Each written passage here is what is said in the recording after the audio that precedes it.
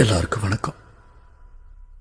இந்த உலகத்தையே நான் பெரிய விஷயமா நினைக்கிறது நன்றி சொல்றதாங்க. நம்ம அரசாங்கம் எங்களுக்கு எவ்வளவோ ஆதரவு தராங்க.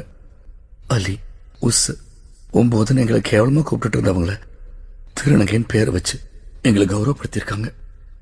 ஆனா நான் பிறந்த வீட்டுல நான் அவங்களோட இருந்தா குடும்பத்துக்கே அவமானம்னு நடுத்தரவுல வச்சு செருப்பால் அடிச்சு என்னை அவமானப்படுத்தாங்க.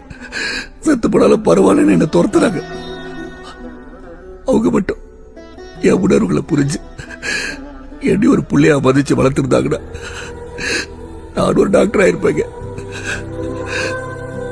அப்படி நான் என்ன தப்பு பண்ணிட்டு சிகரெட் பிடிச்சா, தண்ணி அடிச்சா, சூதாடினா இல்ல பொறிக்காதான் சுத்திட்டு இருந்தான். இதெல்லாம் பண்ணிருந்தா தப்பு. இப்படி பிறந்தது என் தப்பா? இது படைப்புங்க, படைப்பு.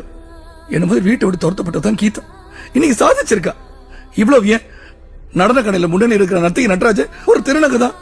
ஐடி உலகத்துல சாதிச்சிட்டு இருக்கிற கல்கி ஒரு திருநங்கை தான். மீடியால ரோஸ், யூபியில MP Revathi, doctors, engineers, social workers எத்தனை பேர் சாதிச்சிட்டு இருக்காங்க. எங்களாலையும் சாதிக்க முடியுங்க.